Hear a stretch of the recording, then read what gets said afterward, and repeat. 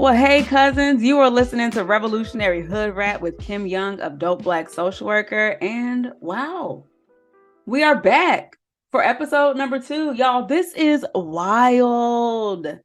Wild. Like, I can't even express through words how grateful I am for all of the well wishes and love and support that I received when I shared over on Instagram last week that I was making the switch to the podcast. Y'all, my heart is so full with all of the things. Thank you for seeing me. Thank you for accepting this invitation to join me along my full display of humanity on this platform. And my little awkward self is so damn overwhelmed. I don't even know what to do with it. But let me take a moment just to check in. Like, how am I showing up in this moment? I would say my heart is good. My mind is clear. And my body is desiring some movement. So I already know for a fact when I get done recording this episode, I'm going to honor my body. I'm going to get up and I'm going to go move because it is yearning like, girl, get up, move me. So aside from that, though, my heart is strong and my mind is clear and I'm in a good place. All of those things that I'm grateful for. So let's jump into it. Revolutionary news for the week. I want to lift up a high school student in Kansas City, Missouri, a beautiful, chocolatey young lady. Her name is Madison Lyman. She's 17 years old. And she was most recently selected to serve on a commission in her city to help the city study reparations for Black residents. And what I really find dope about the revolutionary work that Miss Madison is engaged in is how truthful she is around just working with systems to achieve results. Like inside of this article that I'm reading from Education Week, Madison says, remember now, this beautiful chocolate human is 17 years old. And she says, sometimes in this work, you have to work with the system within certain constraints, which I personally don't like. I don't think it is always successful. I'm kind of getting over that hesitancy, but it's still a thing that's there. Yo, I love this kid. Like, these are the types of moments and young people that let me know we are definitely going to be more than okay. We're going to be more than okay.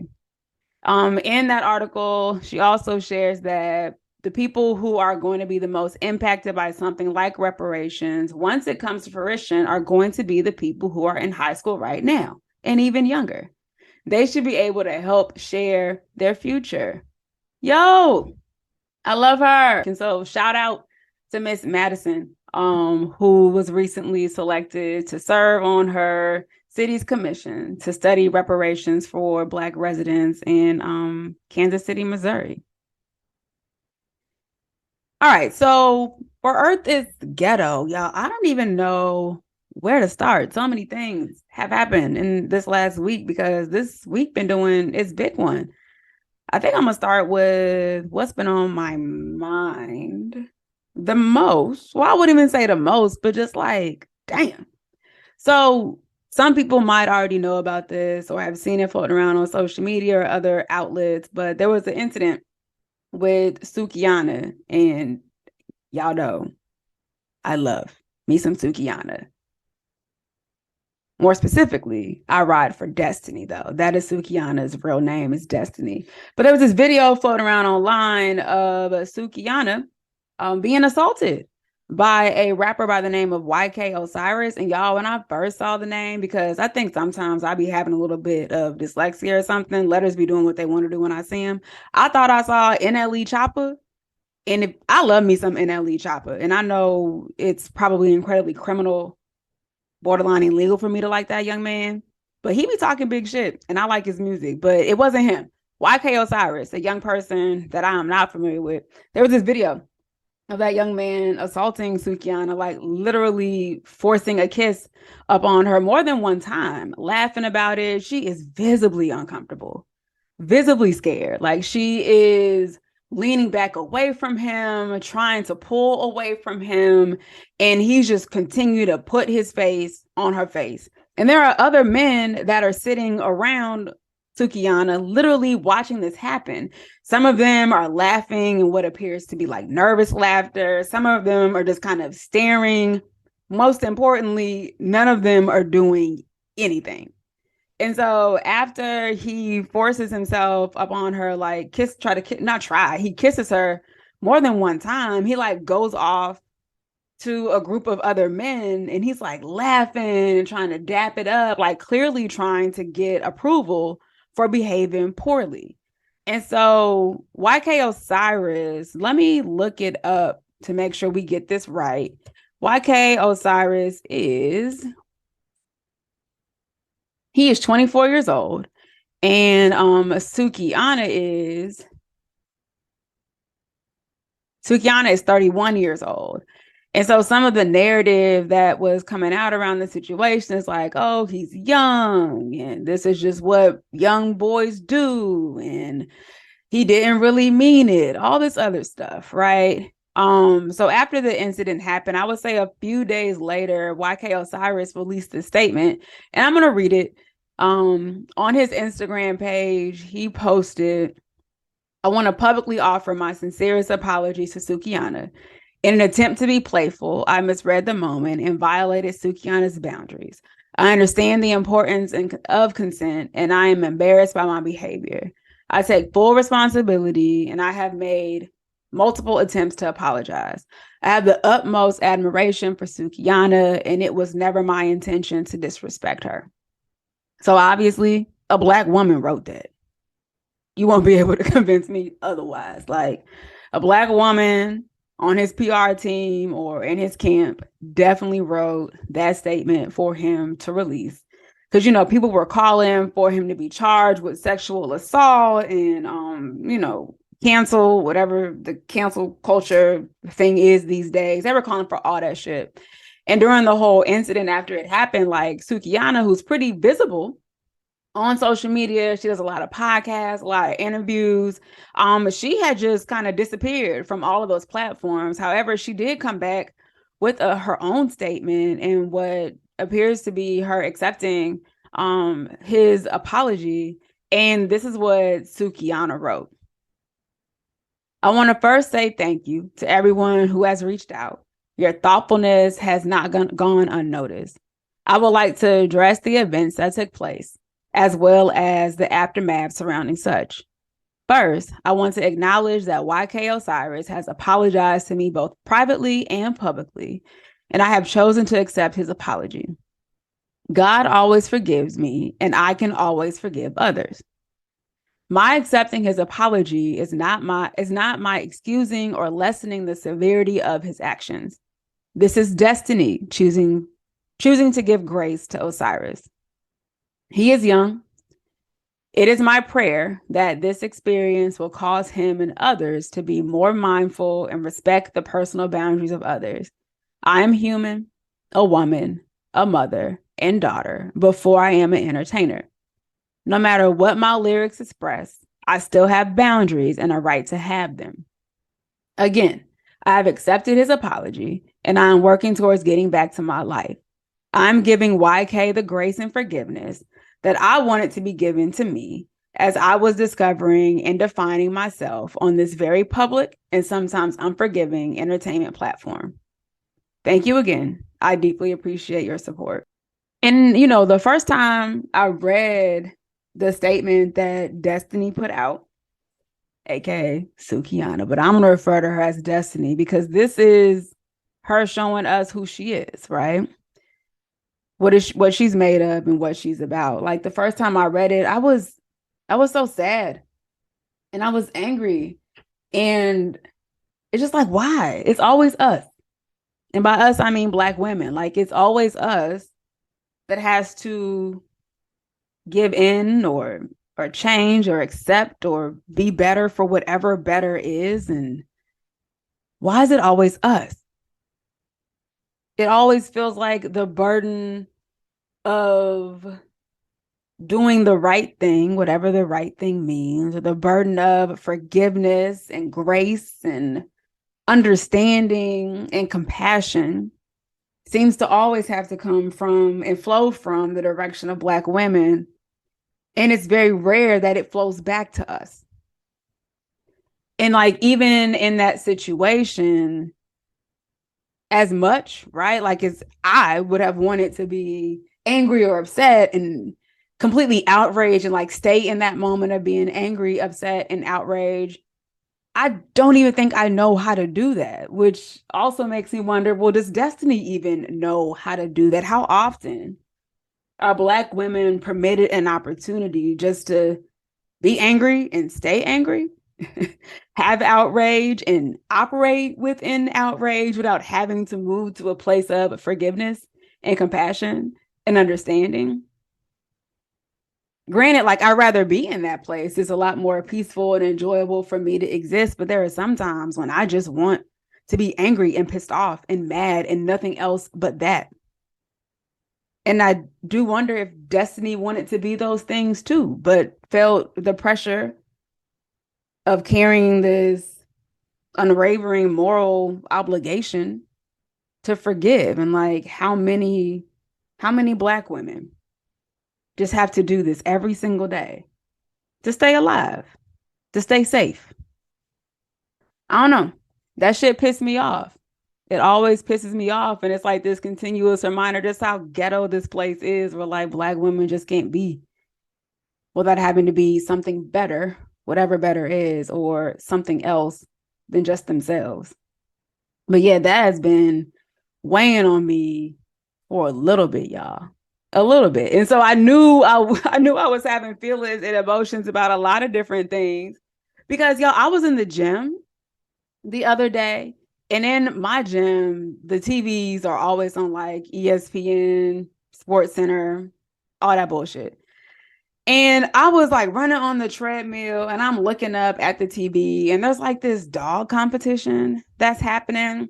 And it's like the dogs are doing all these agility courses and tricks, and they're following the commands of their trainers, and they're all doing so well. And they're just so excited. They just look like they feel so accomplished.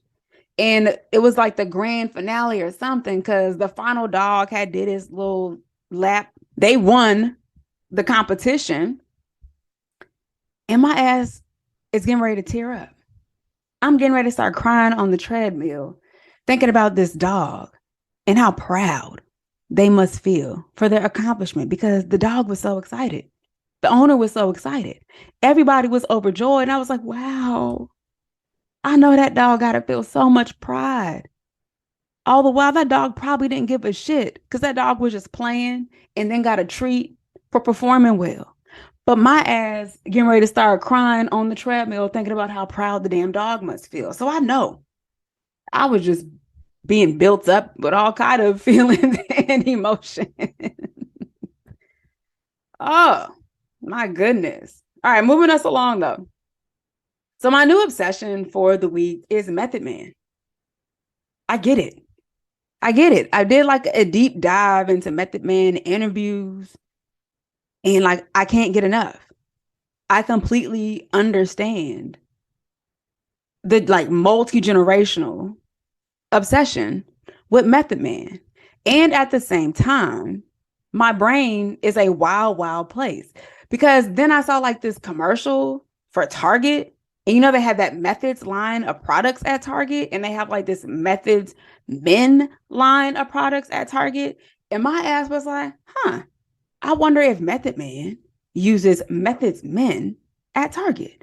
And if not, he should consider a brand partnership. I'm saying though, it might work out. So I want to share with y'all this TikTok video, because I don't be on TikTok. I don't have TikTok. I don't know how to work TikTok. However, my people in my life, they consistently send me TikTok videos. So most times I feel like I be in the know about stuff. But this particular TikTok video has been weighing heavy on me for a minute, and I'm going to play it for y'all. But let me set it up a little bit. So it's this video, and it looks like it's a recorded podcast. The podcast probably has a name, but I'm not gonna shout it out because they be on some bullshit, clearly, because once I play the clip, y'all gonna get it. But it's like these group of young men. The majority appear to be Black. There's also maybe a spicy white sitting around this table. And they're talking about like wanting to try heroin just to see if they can kick the addiction and that it'll be a great reality television show. I'm gonna play the clip for y'all. Hold on. Want to take heroin to see if I can beat the addiction. I'll beat if I'm stronger than if I'm stronger enough. Let me tell you. And what if you're not? Wait. It will make great reality TV. What? So what? For you? 6 niggas take heroin. Who can get off it? Who can get off it? 100K at the end. Yeah. How sad is it if none of them do though? Huh? Everyone's just 6 months later, they all turn up. Remind you of that tweet when one pool girl said, Y'all, there is piss in the dating pool. This is what the dating pool is made of. This is it. This is also the epitome of when I be talking about like dangly earring podcasts. Like some of these people need to get these mics from in front of their face because what in the hell? I'm gonna take heroin just to see if I can beat the addiction. It'll make a great reality show. The hell? Oh my goodness. Like when I hear shit like that, just earth be ghetto as hell. But then at the same time from work, I used to work in SUDS, right? Substance use disorder treatment. I did that for a number of years. And like, I didn't see the drugs up close. I didn't see the detox up close. I've done the treatment, all of the things. Drugs ain't nothing to play with. Laugh at, try to beat no addiction. None of that shit. None of it. I will say though, I did have one of the most raw and honest interactions ever when I used to work in inpatient psych. I worked on the mood disorder. Sometimes it was thought disorders would be on the floor, but mainly like mood disorders, detox, and something else. I can't remember. But I used to work on that floor at the hospital. And I ran groups, I did psychosocial assessments, some discharge planning, stuff like that. Y'all, I was doing group one day, and one of the patients in the group just straight up said, like, when I leave here, I'm going to get me some crack. And I remember looking at this woman, and I said back to her, I believe you. I truly believe that when you leave here, you were going to get you some crack. And she looked back at me and said, thank you for seeing me. Listen. That was years ago. And I have never, ever forgotten about that. But for these people just to be on here, like literally laughing about the thought of trying heroin just to see if you could beat the addiction and that it'll make great reality TV. Like sometimes I be thinking we are doomed. And at the same time, y'all, that's what be in the dating pool. These people are wild. These men are wild sometimes. Absolutely wild, but not Method Man. He not wild. Method Man just fine and very self-aware. Y'all should watch his interview that he did with the Breakfast Club. He even talked about when he was at one of his lowest moments of feeling depression and insecurity and anxiety and stuff. Like he just wanted everybody around him to feel miserable, and he did everything in his power to make that possible. And he grew to have self-awareness around that. Yo, Method Man, he not wild. He's not the piss in the dating pool. We need more method men in the dating pool and more men that use methods, including lotion. All right. So what else? Ooh, I think I shared this a couple weeks ago, maybe on Instagram. I've been losing track of the things I share because, it's been so sporadic recently. But I'm an art collector now. And I'm really excited about this piece of art that I now have to add to my collection. It is a storyboard painting of one of the most iconic moments in modern history, a Waffle House fight. And so this particular Waffle House fight, I believe it took place in Georgia. And it's the one where everybody refers to the superhero. Shit, I'm going to call her what she is. The superhero in the fight. Her name is Waffle House Wendy. The fight happened with 2 customers that got on top the counters. I don't know the backstory. Anything is possible at Waffle House though. But 2 customers, they got up on the counter. Some of the other customers that appeared to be in the same friend group, went behind the Waffle House counter where their employees was at and got to tussling, like literally tussling, grabbing hair, throwing things, punching, tussling. And then here come these two girls climbing to go over the counter. The girl slipped and fell her ass over the counter into the Waffle House territory. So clearly, free reign, it's on now. You can your ass whoop. And so the Waffle House employees start fighting her. And, you know, the superhero in the whole story, Waffle House Wendy, this white woman, she pull up. And when I tell you, like, throwing hands, like Waffle House Wendy trained on some Creed shit, throwing hands, like bop, bop, bop, bop, like up against that girl head. The girl eventually get free. And then they proceed to walk out because it's just not working out for them. All like the Waffle House gang is a like gang. Like you mess with one, you mess with all. They pull up. So they all pulled up and clearly it's not working out for them girls anymore. So they start leaving the restaurant, but they want to get froggy and try to leap again and start throwing shit. And one of the things they throw is a chair. They threw a chair. Waffle House Wendy collected that chair in the air on some like Avengers type shit, spun it around and like blocked it and threw it. And that chair was headed for Waffle House Wendy face too. So like them reflexes, unworldly. And so she went down in history for me because if y'all don't know this about me, I'm a Waffle House connoisseur. I love Waffle House. I've never had a bad experience. I've never had bad customer service. I've always been treated with genuine kindness and care. And I always receive some of the best stories from some of the most amazing humans I've ever encountered. I love Waffle House. I ain't got no problem, no issue, no beef with Waffle House. And so obviously when I saw this painting, which I'll share again on Instagram for anybody who wants to see it, but obviously when I saw this painting, it was a storyboard painting, 9 different blocks that depicts the entire story from the hair pulling to the girl falling off the counter, to Waffle House Wendy collecting that chair, to them girls leaving Waffle House in disgrace. I had to have it. So now it's framed. I've added it to my collection of the rest of my art. And I feel so grown. Also grown. As an art collector, as at my big age, an art collector. But you know what else got me feeling grown? That's what I'm talking about, feeling grown. Y'all, I bought something called a battery daddy. And that's not what you might be thinking. It's literally this organizer for all of your batteries. Y'all, when I bought that shit, I was like, ooh, yeah, you big grown. Because it's double-sided, right? One side is for AA batteries. The other side is for AAA batteries. And then it has like these special compartments for C batteries, D batteries, for smoke detector batteries, all type of shit. So I feel like the next time somebody be trying to like ask me what my age is or card me for some strange reason, I'm gonna just show them a picture of my battery daddy because who else has one? Grown folks. We the only ones that have organizers for our batteries. Nobody else. Absolutely nobody else. Have you heard this new Janelle Monáe album?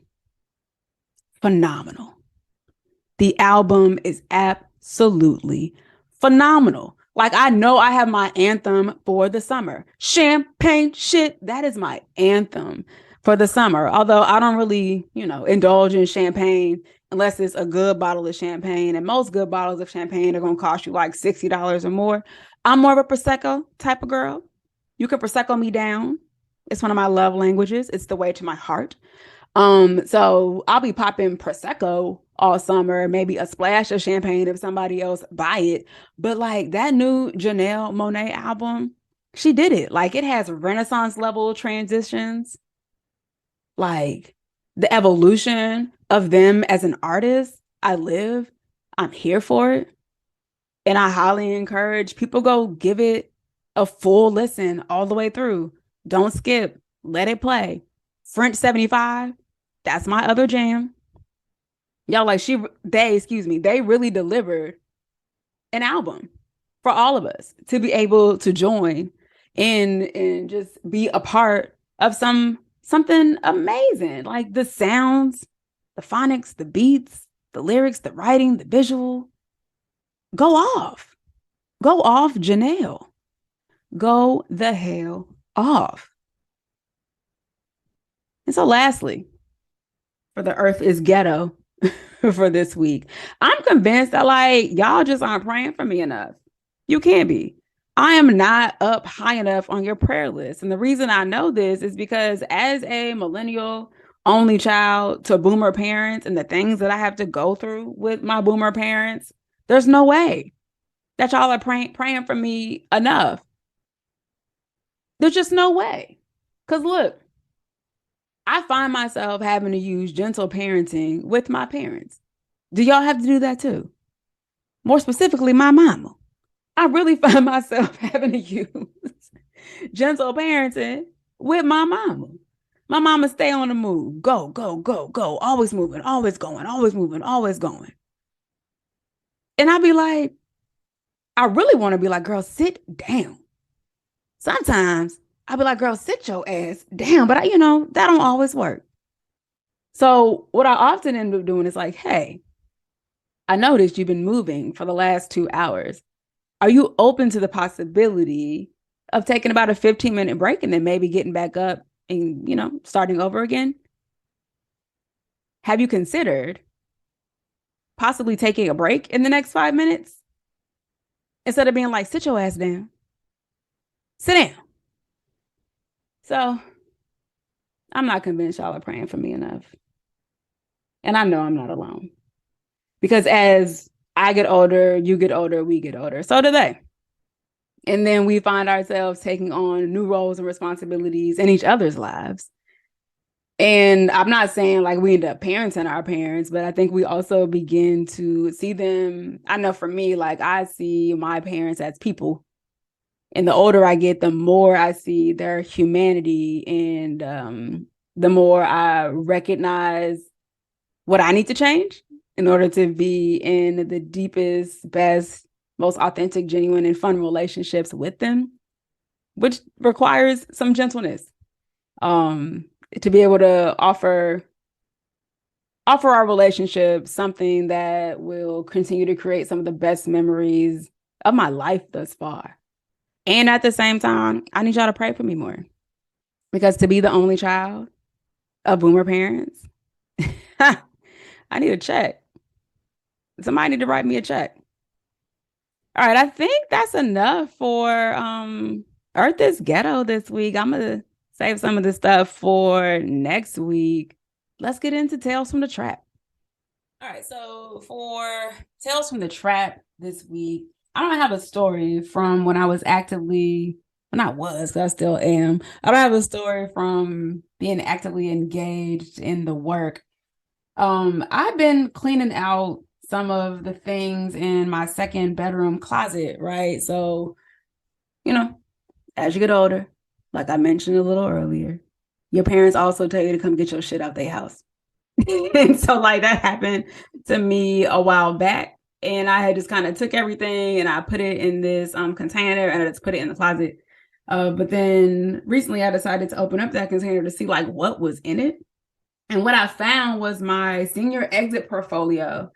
I don't know about y'all, but like for me, when I graduated from high school, we had to put together this exit portfolio, which essentially documented our time or experience in high school from 9th grade all the way to 12th, like examples of our work in English, social studies, math, creativity. We had to complete community service hours. We had to put together entire presentations to then present in front of a panel of faculty.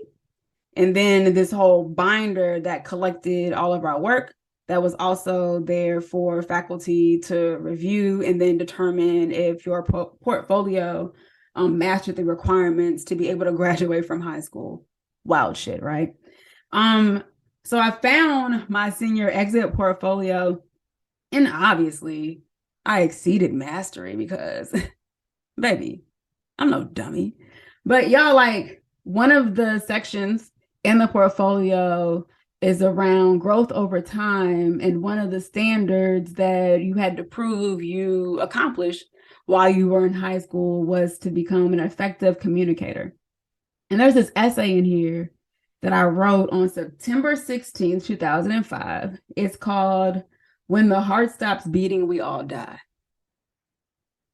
Yo, I was such a serious kid, but I also wasn't a serious kid at the same time, but I was so serious. But y'all want to read a piece of my writing called When the Heart Stops Beating, We All Die.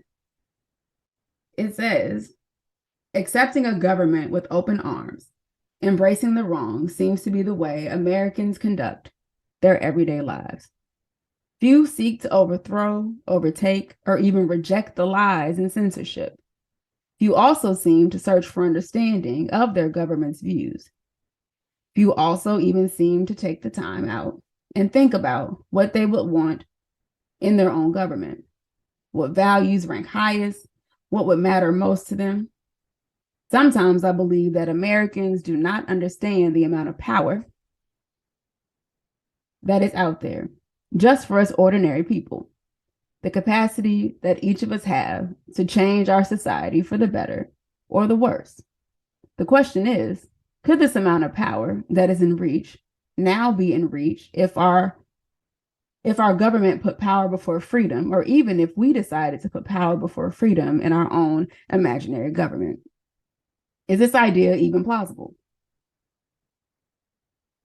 Yo, how did I have friends in high school? How did I have friends? What was I going through?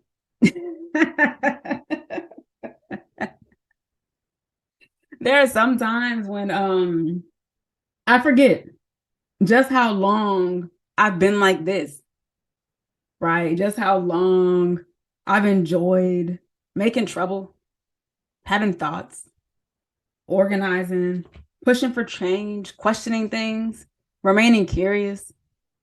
I forget how much of this is not new to me at all. I've been this way for a very, very, very long time. How did I have friends? How did I have friends? Listen, I'm often struck by my own abilities and how much is within me that I don't even share, right? Like, there's so much on my mind. There's so much that I think about. There's so many different things that I desire to do or want to be a part of that sometimes I forget how much I've already done. And when I found this senior portfolio, and I keep in mind, like, some of the documents in my exit portfolio are from like 1999, which is also why that I've been thinking this way, that I have writings to be able to showcase just how cool I was. I didn't feel like I was cool at the time at all. But when I go back and I look at things that I've written or things that, people have written about me or notes they have left for me, I've been cool and just didn't know it. I always thought I was strange. Well, shit, which I am. Awkward, which I definitely am. I didn't know just how brilliant I was, or am, what was at the time.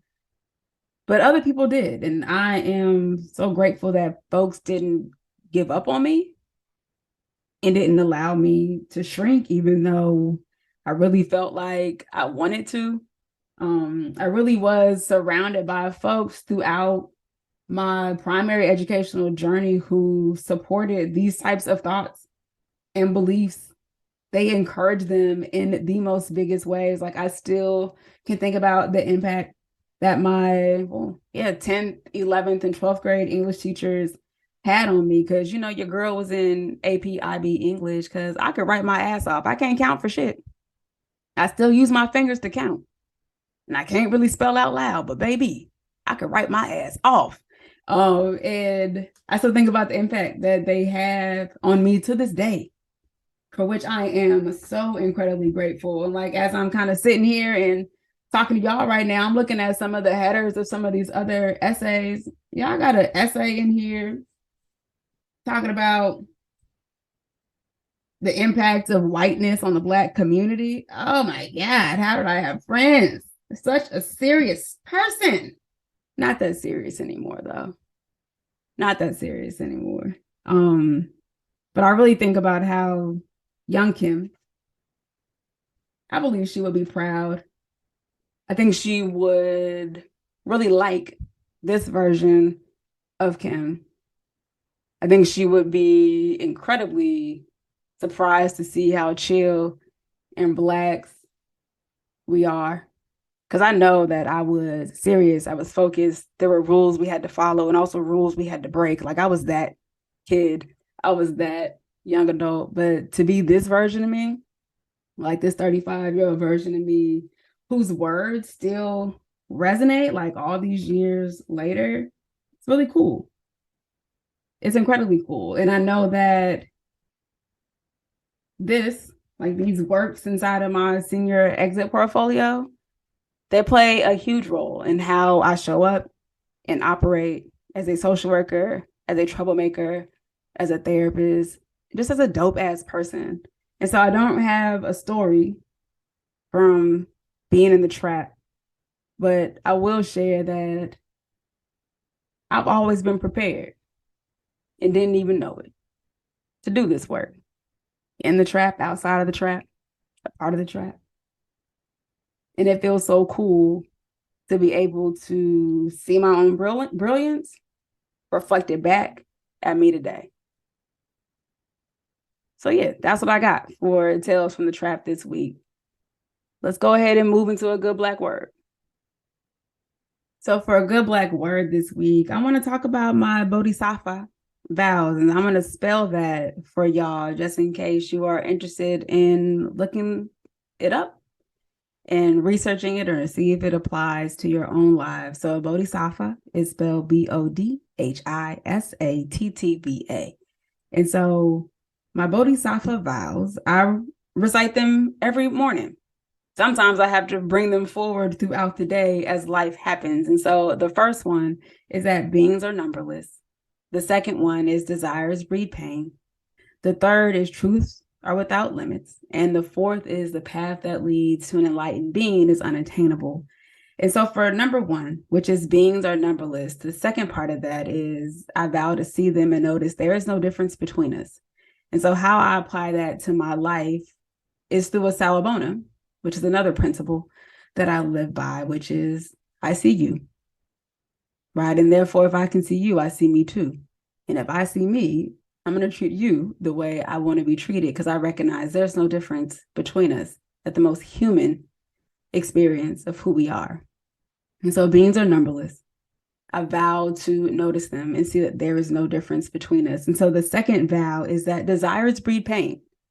And the second part of that is I vow to acknowledge them, become aware of them, and then allow them to fall away. And so, yes, I recognize that I have desires.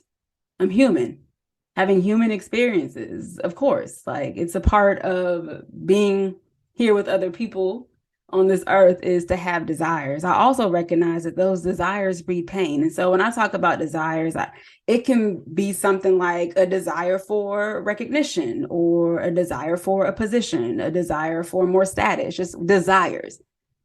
They breed pain. I recognize that desires breed pain. I recognize that I have desires. I acknowledge them. And then I work to allow them to fall away. Right? And so I fully understand that with living comes pain.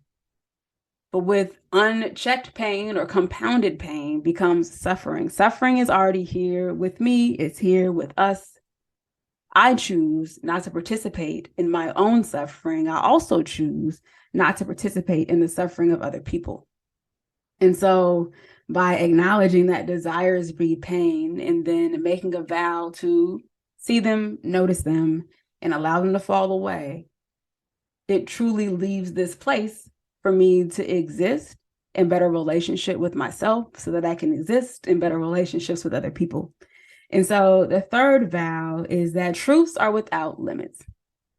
And as a recovering overthinker, as somebody who, I wouldn't say I was type A, I was like type A minus. Everything had a place. 1 + 1 = 2, right?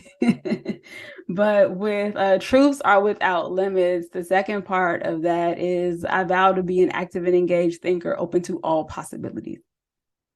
The freedom to think and believe that multiple truths exist and there are other ways of being, of solving problems, of relating, of choosing, practicing joy, practicing goodness, is that truths are without limits. And that particular vow is huge, huge for me in releasing control. Is an acknowledgement that, hey, you can absolutely be correct too, or that can actually make sense as well. That truths are without limits. I'm going to practice being an active and engaged thinker open to all possibilities. And the last vow is that the path that leads to an enlightened being is unattainable. And the second part of that is I acknowledge that I am doing the work and that I am the path.